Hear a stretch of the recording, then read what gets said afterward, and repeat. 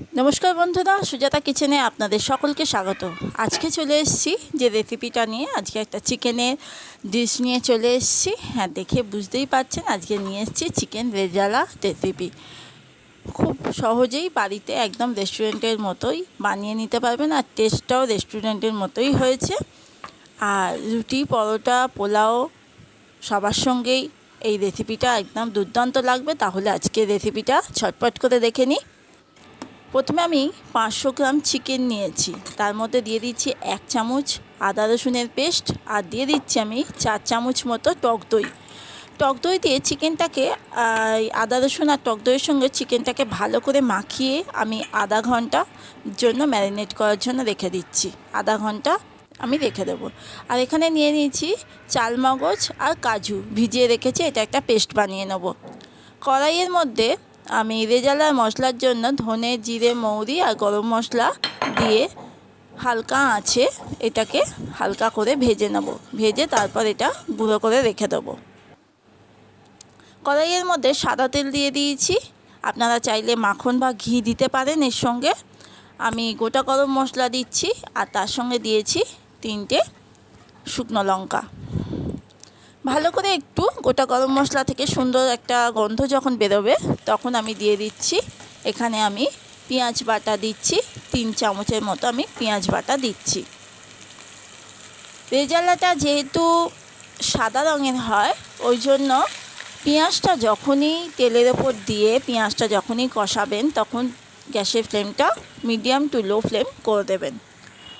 এবার পেঁয়াজটা একটু ভালো করে কষিয়ে যখন কালারটা একটু পেঁয়াজের চেঞ্জ হয়ে আসবে, তখন আমি দিয়ে দেবো 1 চামচ আমি এখানে আদা রসুনের পেস্ট দেবো।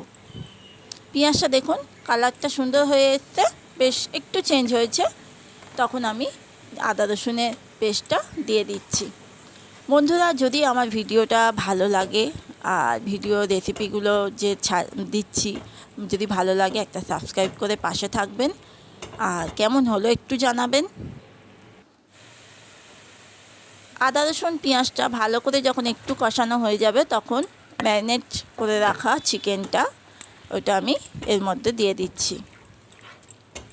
চিকেনটা দিয়ে কিন্তু আমি মিডিয়াম টু লো ফ্লেমেই চিকেনটাকে একটু ভালো করে কষাবো, কারণ এটা গায়ে যেন লেগে না যায় বা কালারটা চেঞ্জ না হয়ে যায়। বেশ সুন্দর একটা সাদা সাদা কালার থাকবে, রেজালার যেরকম কালার হয়। দেখুন কষাতে কষাতে বেশ তেল ছেড়ে দিয়েছে, ভালো তেল ছেড়ে দিয়েছে। আর চিকেনটা যেহেতু খুব সাদা সাদা থাকবে, দেখুন সাদা, আমি এর জন্য কাজু আর আমি চালমগজ বাটা দিচ্ছি। এখানে আপনারা চাইলে পোস্ত চালমগজ বাটাও দিতে পারেন। আমি অপশনাল, আমি এটা দিয়েছি কাজু বাটা। কাজু বাটা দিলে টেস্টটা ভালো হয়। হ্যাঁ, আরেকটু দিচ্ছি আমি, একটু লঙ্কার গুঁড়ো দিয়েছি সামান্য, লঙ্কার গুঁড়ো আর পরিমাণ মতো লবণ। লঙ্কার গুঁড়োটা কেন দিয়েছি, লঙ্কার গুঁড়োটা দিলে না রেজাল্টটা যে সাদা ফ্যাস ফ্যাস করছিল, ওই কালারটা একটু চেঞ্জ হয়ে যায় আর দেখতেও সুন্দর লাগে।